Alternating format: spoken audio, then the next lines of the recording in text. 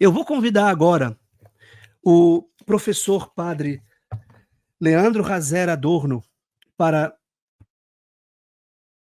apresentar a sua disciplina de ação eclesial, crise da igreja e teologia da libertação. Muito bem-vindo, meu caríssimo amigo padre Leandro. Boa noite, professor Vitor. Muito obrigado, viu, pelo convite, estar participando deste curso tão especial. Cumprimento também o professor Mário Ribeiro, que é o vice-coordenador, e todos os outros colegas e alunos que estão participando aí deste momento. Desta aula Nós nos inaugural. conhecemos sobre a Rocha de Pedro, certo? Isso, no ano passado. Tinha acabado de publicar um livro do Frei Clodovis Boff, no finalzinho aqui, esse aí. A gente tinha acabado de publicar o livro, publicado, na verdade, já fazia alguns meses, daí eu fui lá também para levar o livro para alguns autores. Antes de passar a palavra para o senhor, padre, deixa eu só me lembrar de uma coisa. Todos que nos assistem têm a possibilidade de ingressar. Nós estamos com as matrículas ainda abertas. Essa é uma aula inaugural aberta, para que todos conheçam ainda a nossa proposta e se decidam por integrar esse estudo. De modo que eu convidei os professores para uma brevíssima introdução sinóptica e sintética do que eles vão falar com calma. Eu li o livro do professor do Frei Clodovis Boff e, sobretudo, a introdução do professor Padre Leandro Adorno, e fiquei encantado com a quantidade de argumentos e de assuntos que nós podemos aprofundar. Nós queremos sair da superfície, nós queremos sair da simplificação, padre. Nós queremos sair do story, do reels, da correria. Não dá para dar uma palestra. A gente quer com calma que o senhor nos explique como chegou a esses assuntos, quais são as referências, quais são as teologias, quais são os documentos, quais são os protagonistas, e por isso nós precisamos de tempo. Se você quer nos acompanhar, aqui abaixo o link está ainda com as matrículas abertas, toda a nossa equipe pode ajudá-los a solucionar eventuais problemas, o Mário e o Ayrton, os nossos vice-coordenadores, também vão ajudá-los com eventuais questões acadêmicas. Então, padre, muitíssimo obrigado, a palavra é sua, fique à vontade, nos conte o que programou para nós, fale um pouco do livro, e claro que o livro não resume todo o seu curso, embora fosse possível. Como o senhor começou a trabalhar com o Frei Clodovis Boff, que eu já admiro também há algum tempo, pelo seu livro de Mariologia, social, inclusive. Mariologia social, exatamente. Né? O Frei Clodovis é um dos grandes nomes, né, da teologia, da primeira geração da teologia da libertação, e tenho essa graça de já há alguns anos estar trabalhando com ele. Professor Vitor, só para saber, o áudio está ok, né? E nós temos até 8 horas, só para mim calcular aqui exatamente. Isso, 8h10. Como eu atrasei um pouquinho, eu vou já falar para o meu amigo Brodbeck, a gente entra 8h10 sem nenhum problema. Aqui é a falta de pressa, não há pressa. Tranquilo. De jeito nenhum. Temos aí um ano e meio pela frente aí para trabalhar bastante, você falou, graças a Deus. Bom, queridos irmãos e irmãs, então, mais uma vez, é um prazer estar com vocês nesse curso tão especial, e eu espero, depois desse pequeno panorama que eu pensei em fazer com vocês nesta aula inaugural, deixar ainda mais evidente do porquê é importante esse curso, né? De como é muito oportuno nesse momento esse curso de doutrina social da igreja. Como o professor Vitor falou, coube a mim refletir com vocês o capítulo 12 do compêndio, que fala sobre ação eclesial, crise da igreja e teologia da libertação. Esses são temas já que eu tenho trabalhado há alguns anos. Eu fiz um mestrado em teologia também alguns anos atrás, voltado exatamente nessa questão sobre ação eclesial que deve ter os impactos sociais, e depois e se Deus quiser, o ano que vem, acho que inclusive antes do meu curso, né, da minha disciplina, vai sair pela Paulus, né, já está sendo encaminhado aí no forno da Paulus. E depois, nesse interim, também saiu essa parceria aí com o Frei Clodovis. Bom, qual é o livro, padre, que vai sair pela Paulus? Repita, tem o nome já? Pela Paulus, sim. É o livro que depois foi meu estudo de mestrado, e depois eu praticamente reelaborei como um livro, né? O título vai ser Concílio Vaticano II, Renovação Carismática e Serviço ao Homem. É um livro que praticamente parte da reflexão do Vaticano II e do Vaticano II como essas duas grandes correntes espirituais, né? Uma corrente de renovação espiritual e uma corrente que impele justamente ao serviço dos homens, da humanidade e, sobretudo, dos mais necessitados. Então, se Deus quiser, logo, logo vai sair. Bom, excelente, muito bom. Espero que saia antes da sua disciplina, para que nós possamos incluí-lo como referência. Deixe-me só fazer uma observação breve, padre, por favor, se o senhor me permite. Quando nós ouvimos teologia da libertação ou renovação carismática católica, muitos ouvidos coçam e muitas pessoas se incomodam, porque não sabem distinguir o que é a teologia por trás e o que é a tradição da igreja, e o que são os abusos e as distorções. Assim como quando muita gente escuta a palavra Concílio Vaticano II, muitas vezes as pessoas reagem com uma distorção midiática, com uma distorção que viram. Nós vamos estudar isso com calma. O padre Leandro vai mostrar, vai dar nome aos bois, vai falar dos teólogos, das interpretações, dos documentos. Então, a gente vai ter um conhecimento seguro sobre o que é a renovação carismática. Nós conhecemos lá o Ralph Martin, por exemplo. Eu não sei se o senhor teve a oportunidade. Né? Eu jantei com o Ralph Martin 2 noites, né? Então, ele falava assim, o que vocês estão fazendo aqui não é necessariamente a renovação carismática. Não foi isso que... Não tem esse tipo de abuso, não tem esse tipo de formato. Então, a gente tem que salvar o bebê, jogar água suja sem jogar o bebê, né? Exatamente. Continue, por favor, padre. Exatamente isso, né? Hoje, a questão da renovação e da teologia da libertação, de novo, volta, e do Concílio Vaticano II volta de novo no cenário, sempre de uma forma muito crítica, né?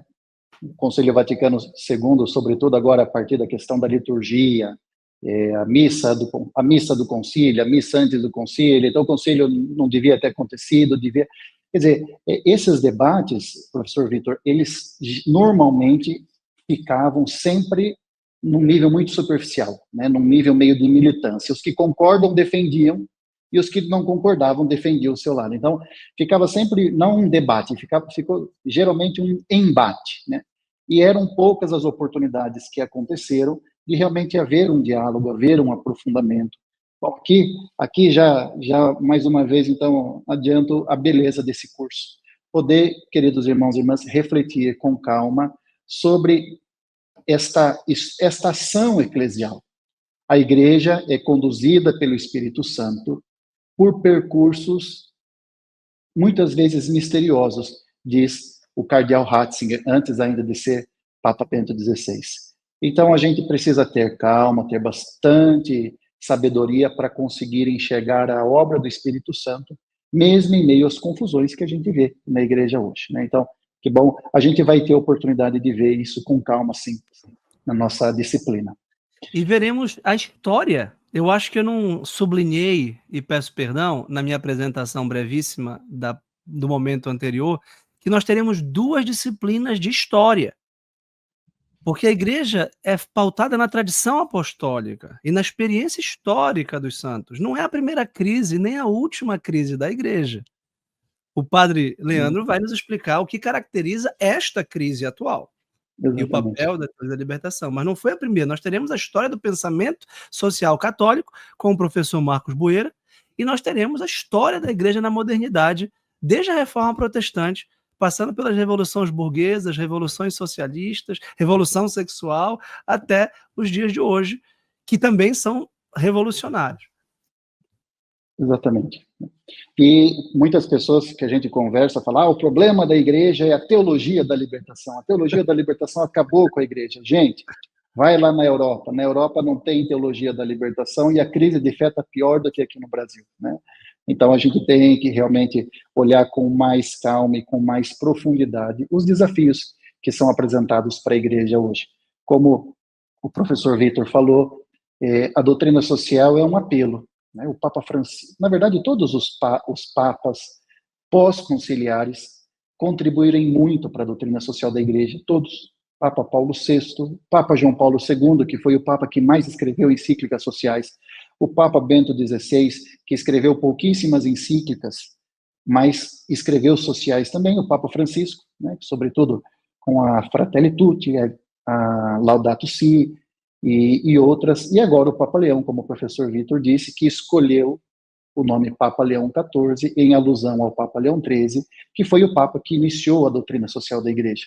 Então, a Igreja tem, queridos irmãos e irmãs, uma implicação social muito inerente à sua natureza. É inerente, não dá para desassociar a fé das suas implicações sociais. Se fosse possível, não teria sentido todos os papas estarem batendo na tecla e depois, né, anos atrás, então, ter surgido este livro maravilhoso, embora um tanto obsoleto, como lembrou o professor, mas que deve ser resgatado, porque aqui contém preciosidades. Bom, me permitam contar um breve testemunho, né, já que a gente vai fazer um panorama, um testemunho pessoal para ilustrar.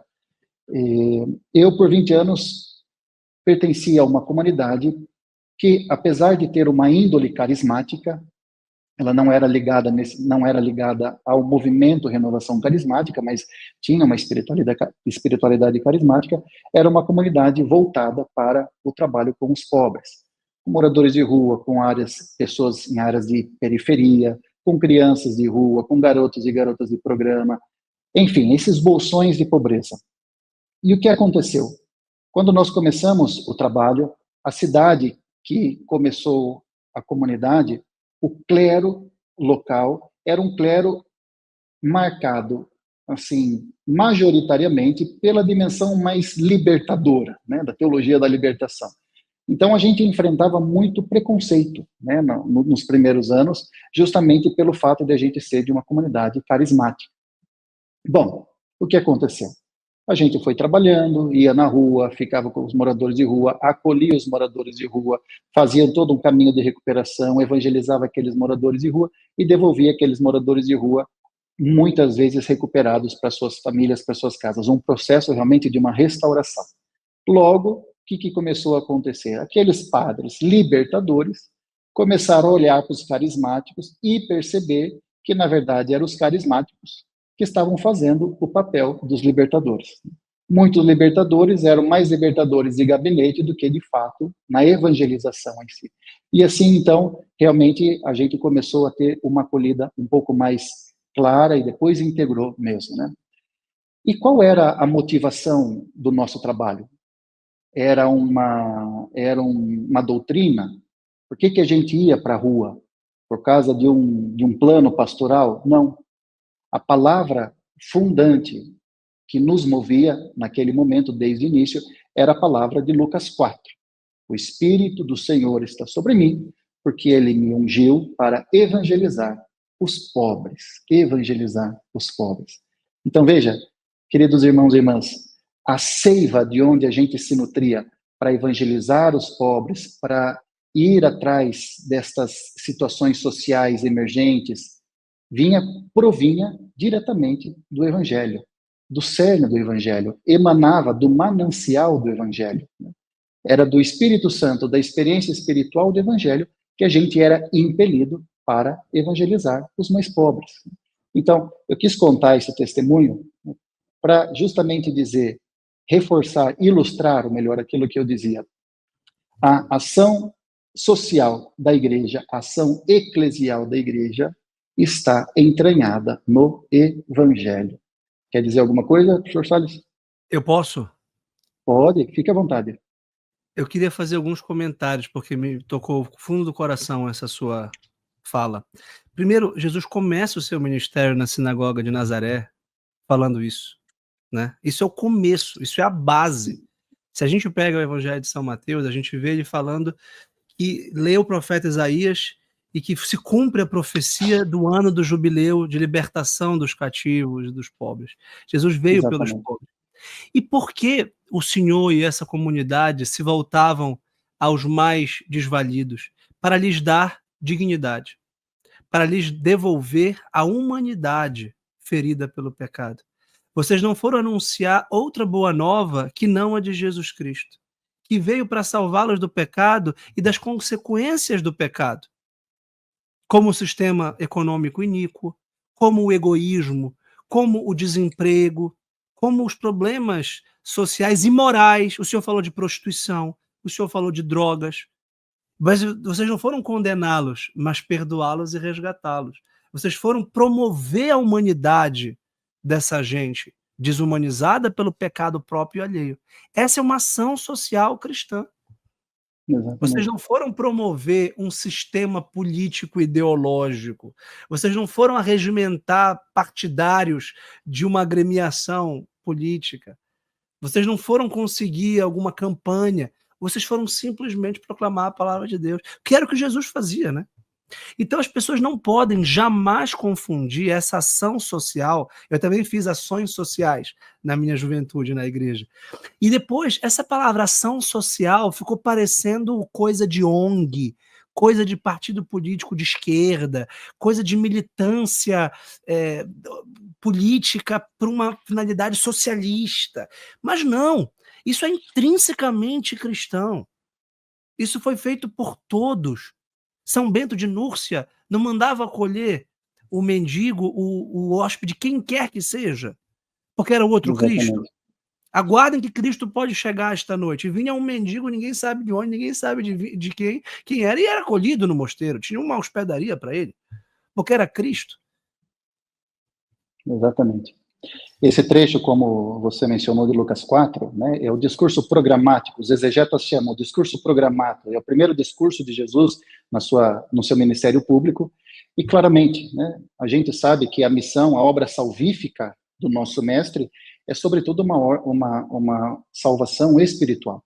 Ele veio libertar a gente do pecado, ele veio libertar a gente da influência de Satanás, ele veio libertar a gente da escravidão, do próprio egoísmo entranhado no pecado. Agora, para Jesus e para quem estava ouvindo Jesus comentar Isaías 61, havia uma mensagem social muito clara. Jesus, como o professor Vitor lembrou, estava anunciando o jubileu. E o que significava para o povo judeu que a cada 50 anos celebrava o jubileu? Em Levítico, no livro de Levítico 25, está lá, né, as prescrições jubilares do povo de Israel. A cada 50 anos, Deus havia estabelecido para o povo de Israel a celebração do jubileu, que consistia, vamos dizer assim, era um passar a régua e vamos começar tudo de novo. Então, se você tinha escravos, você tinha que libertar os escravos. Se você tinha dívidas, as suas dívidas eram perdoadas. Se você tinha perdido alguma propriedade, aquela propriedade era devolvida. Quer dizer, era justamente a ideia de uma renovação espiritual, mas, sobretudo, uma renovação social profunda. E Jesus sabia disso, e o povo judeu sabia disso. Então, é mais um sinal, justamente para dizer que o anúncio do reino de Deus, apesar de, primeiramente, ser um anúncio espiritual, o reino de Deus, ele acontece dentro do nosso coração, mas, necessariamente, ele transborda. Ele transborda para uma sociedade mais justa. É aquilo que a igreja sempre ensinou. O Espírito Santo faz homens novos, nos dá um coração novo, para que, uma vez renovados, a gente transforme a sociedade também numa sociedade nova. Homens novos para um mundo novo. Bom, só apenas... Nessa ordem, convertendo os corações, convertendo as pessoas para converter as instituições. Muitas pessoas se perdem na tentativa de converter as instituições e não atentam aos corações. E olhem que interessante, padre, o comentário da Natália Oliveira, que já está inscrita na nossa pós. Esse tema é maravilhoso, ela diz, e tem vivido um grande dilema em relação a ele. Isso significa, Natália, que você vai conseguir esclarecer, com base em pessoas sábias e doutas, como o professor padre Leandro Adorno, o que a igreja de fato ensina para ter uma consciência limpa. Eu também tenho dilemas existenciais no campo da ação política e do meu papel como intelectual público, e me deixo confortável quando o magistério da igreja me acolhe e me explica o que eu devo e o que eu posso fazer e o que está no campo da liberdade.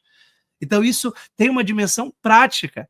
O nosso curso tem empresários, tem médicos, tem políticos, tem candidatos, tem um aluno que quer se candidatar no que vem. E quer saber o que pode e o que não pode falar, como católico consciente que é, e convicto que é. Né? Então, a gente vai poder esclarecer tudo isso. Jesus associou, pergunta da Vanessa, padre, para o senhor.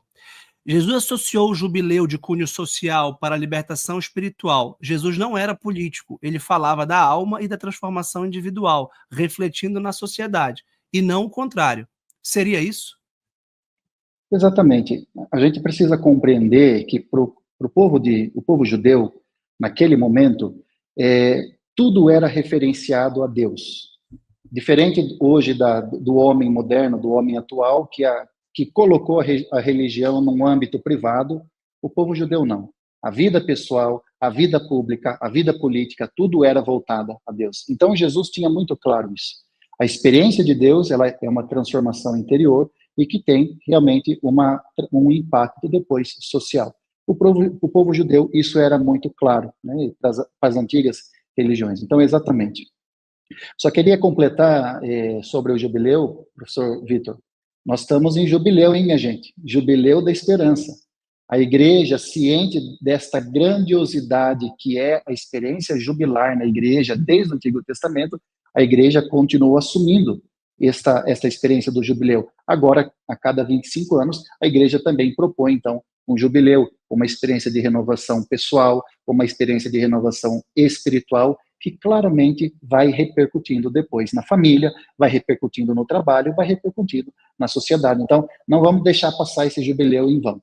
Inclusive, as graças das indulgências, né? Estou falando isso porque ontem eu dei uma formação de indulgências aqui numa cidade vizinha, e as indulgências são as graças por excelência de todo o período jubilar. Pronto. Então, vamos dar mais um passinho, professor? Vamos. Por Na favor. verdade, vamos dar mais um passão para a gente não se alongar muito. Como já foi mencionado, queridos irmãos e irmãs, então, para a igreja sempre foi muito claro os impactos sociais da sua ação eclesial. Aí, os quase 2.000 anos de história são testemunhas oculares disso. Então, a Idade Média, com as suas escolas, orfanatos, universidades, que a igreja transformou realmente, construiu, na verdade, a civilização ocidental. Agora, a gente chega até o século XIX. O século XIX, a igreja entra num cenário diferente. Qual é a particularidade do século XIX? Certamente já foi mencionado aqui, mas só para a gente refrescar um pouquinho. No século XIX acontece a Revolução Industrial, que foi algo inédito na história da humanidade e marcou profundamente a humanidade, uma transformação, uma convulsão social profunda. A igreja, diante da Revolução Industrial, ela chega à seguinte conclusão. E é importante a gente entender isso, porque daqui vai ser o impulso para nascer a doutrina social da igreja. Qual foi a percepção que a igreja teve? Em 1.800 anos, a igreja se dedicou, sobretudo, aos atendimentos emergenciais, vamos dizer assim. Então, tinha órfãos, vamos fazer orfanato. As pessoas estavam doentes, vamos fazer os hospitais. As pessoas precisavam de educação, vamos fazer as escolas, a universidade. Então, a igreja, sobretudo, trabalhava com as consequências da pobreza, da injustiça. Agora, não. A igreja começa a reconhecer mais do que nunca que esta miséria, que esta pobreza, ela tem raízes, e raízes estruturais, raízes institucionais, raízes políticas, raízes ligadas a sistemas socioeconômicos. Então, a igreja entende que ela não pode ficar mais cuidando apenas das suplências, né? Dos projetos emergenciais. Ela precisa começar também agora a iluminar as raízes institucionais da sociedade. E aí, queridos irmãos e irmãs, então, como o professor Vitor já disse, com Leão XIII nasce a Rerum Novarum, que foi considerada a primeira encíclica social, ou melhor, a primeira encíclica predominantemente social, onde o Papa Leão XIII, olhando para a situação miserável daqueles operários que trabalhavam, às vezes, 20 horas por dia, não tinha férias, não tinha um salário digno, o Papa, então, escreve esta encíclica. Então, aqui, a partir do final do século XIX, inicia uma mudança de postura da igreja em relação às situações sociais. A igreja assume uma nova postura, não apenas atendimentos emergenciais, mas vamos, então, contribuir também para uma mudança estrutural da sociedade, né? Vamos dar mais um pulo? Quer comentar alguma coisa, professor Vitor? Não, perfeito. A síntese está perfeita, é isso mesmo. Tá. Eu queria só fazer um comentário. Sim. hoje de manhã na minha oração com Santa Mônica, eu fiquei pensando o quanto Deus não foi programado, a data, mas o quanto essa data de Santa Mônica é importante, porque o seu filho Santo Agostinho é o grande protagonista da primeira reflexão sistemática sobre o papel da igreja numa sociedade que não vai acabar. Porque até Santo Agostinho, o que os teólogos chamam de expectativa escatológica, é evidente. Eles não estão preocupados em edificar a cidade terrena, porque eles estão esperando a cidade eternal. Exatamente. Quando eles percebem, olha, eu não sei, nós não sabemos direito, não está chegando, o Império Romano caiu, pelo visto não é o fim dos tempos como a gente pensava pelo Apocalipse, que trata da besta, que é o Império Romano. Então vamos edificar uma educação, vamos estabelecer instituições como a família, vamos dar princípios para o Estado cristão, né? E o professor Rafael Brodbeck vai já falar sobre a relação entre Estado e Igreja. Então é interessante pensar que esse início da Idade Média foi marcado por Santo Agostinho, cujo dia nós celebramos liturgicamente amanhã. Nada é ocasional, né? Tudo é providencial. Bom, minha gente, uma pincelada rápida aí então sobre o Concílio Vaticano II, uma pincelada, porque o concílio a gente vai dedicar muito tempo para falar sobre ele, né?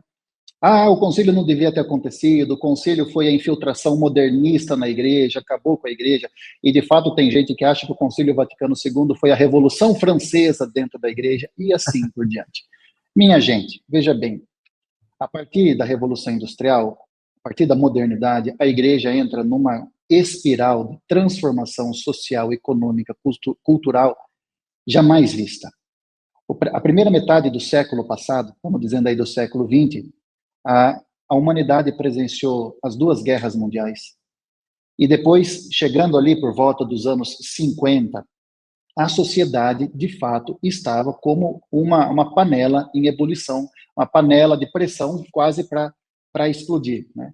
Revoluções sociais, países de terceiro mundo, revoluções culturais, né? O professor aí falou da revolução gay, Woodstock, né? Década de 50, 60, revolução política. Então, veja, a humanidade estava realmente no frenesi, tentando sair daquela bagunça, e a igreja olhando tudo aquilo lá, e a igreja sabendo que ela era portadora, queridos irmãos e irmãs, ela era a única portadora da verdade que podia não só iluminar, mas libertar, saciar profundamente o coração do homem. Então foi este o insight que o Santo Padre João 23, no seu breve pontificado, recebeu. E ele atribui isso ao Espírito Santo. Aliás, ele atribui isso como um verdadeiro novo Pentecostes. A igreja, ela tem a resposta para dar a este homem desorientado, a esta sociedade perdida, a esta sociedade convulsionada. E qual é a resposta? Jesus Cristo.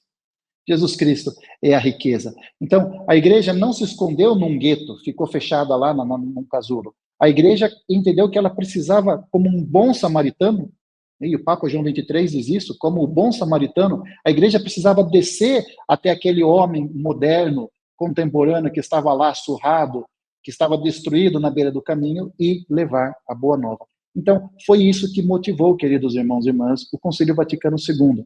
Não foi um concílio motivado para definir doutrinas.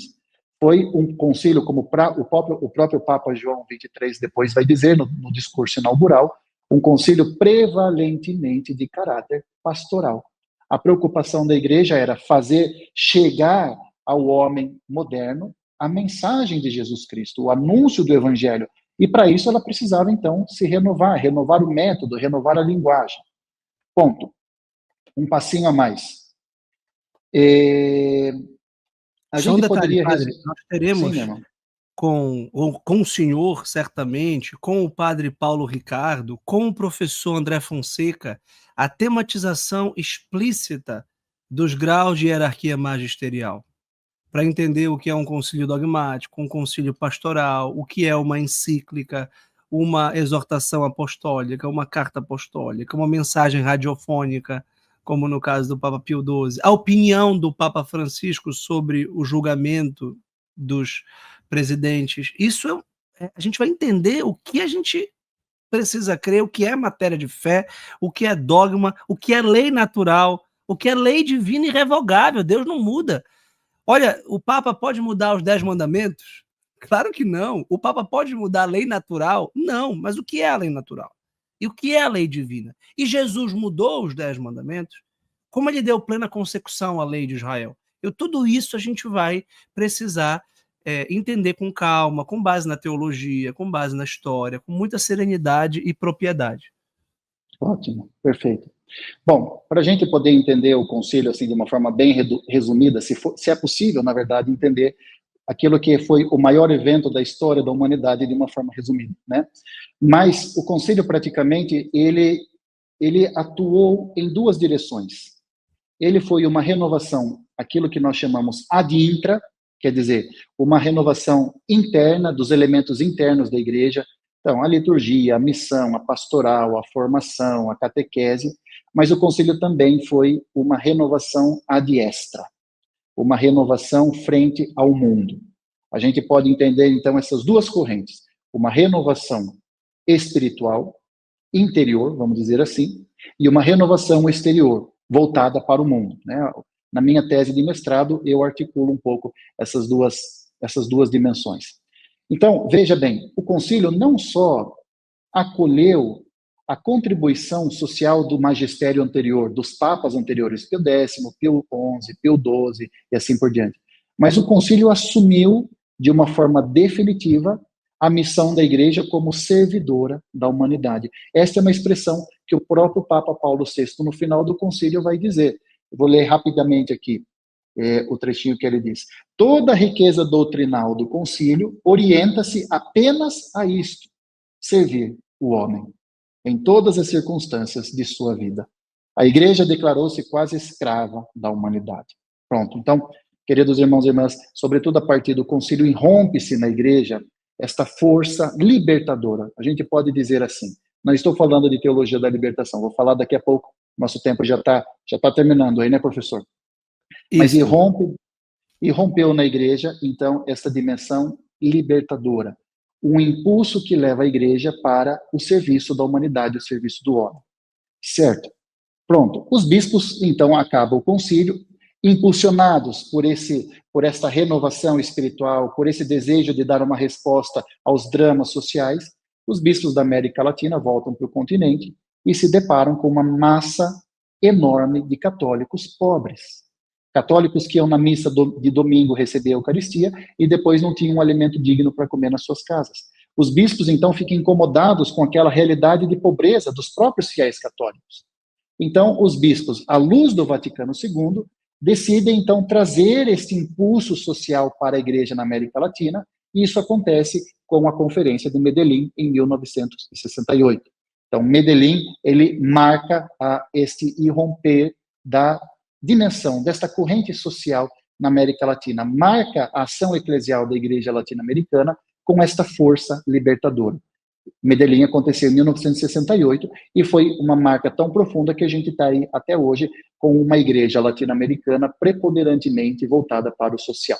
Bom, vou terminar então dizendo aqui onde entra o Frei Clodovis Boff e onde entra a teologia da libertação, para terminar.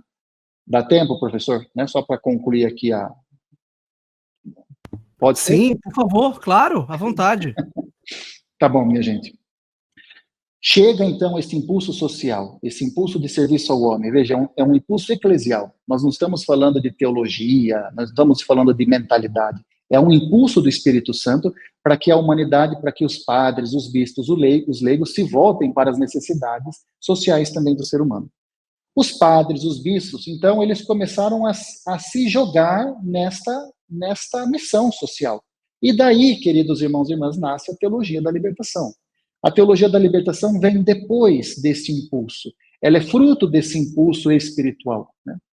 E a teologia da libertação, então, vai tentar olhar a situação social à luz da fé cristã, como deveria ser toda a teologia. Qual foi o problema da teologia da libertação? A teologia da libertação, logo no seu início, né, o insight inicial, ela se apropriou de métodos de análise social marxista. Por quê? Porque naquela época, anos 60, era aquele conflito capitalismo-socialismo. Então, as desigualdades, as injustiças eram vistas, sobretudo, como consequências do capitalismo selvagem. Então, logo, os teólogos se apropriaram dessas análises marxistas de disputa de classes para refletir à luz da fé. E foi aí que o caldo já começou a entornar. Então, o que moveu a teologia da libertação foi um impulso legítimo, mas logo no início, justamente por isso, começou já a se desviar. O Frei Clodovis Boff, já nos primórdios da teologia da libertação, ele foi considerado o homem do método da teologia da libertação. Então, veja bem, nós estamos falando aqui de um teólogo que nada mais, nada menos, foi considerado como o homem do método teológico, que desenvolveu o método teológico da teologia da libertação. Não era um teólogo qualquer. O Frei Clodovis Boff, uma vez a gente estava conversando, ele me disse: Padre Leandro, desde o início eu percebi que a teologia da libertação estava exagerando. Ela estava colocando muito pobre, então vamos ler a Bíblia através dos pobres, vamos ver a catequese através dos pobres, vamos falar de pastoral através dos pobres, vamos tudo pobre.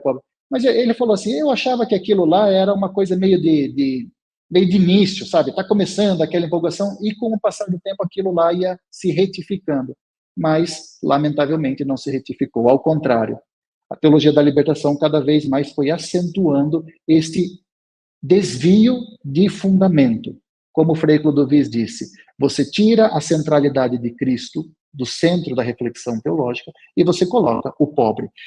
Você não lê a realidade a partir de Cristo, mas a partir dos pobres. Então assim foi, queridos irmãos e irmãs, o caminho da teologia da libertação, até que em 2007, nós estamos dizendo aí mais de 30 anos depois, o Frei Clodovis então decide dar o basta, né? Ele fala, não aguento mais.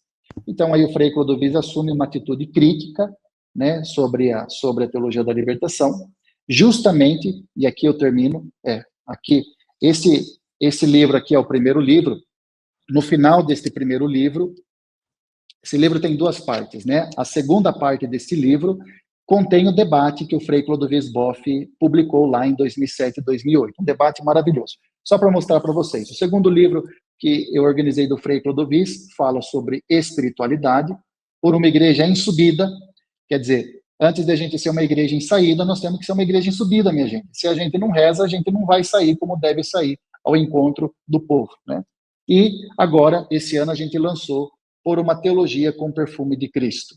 Se diz muito que tem que ter uma teologia com perfume, com cheiro de ovelhas, mas antes de ter o cheiro de ovelha, a gente tem que voltar a ter o cheiro de Cristo, né? E a crítica, portanto, para terminar, fundamental do Frei Clodovis Boff é justamente isso. Hoje a igreja está em crise, uma crise de fé, por quê? Porque a igreja se inclinou para o mundo, a igreja se inclinou para o social e se afastou daquilo que é o primado da fé, a vida espiritual, a vida de oração, a espiritualidade propriamente dita, né?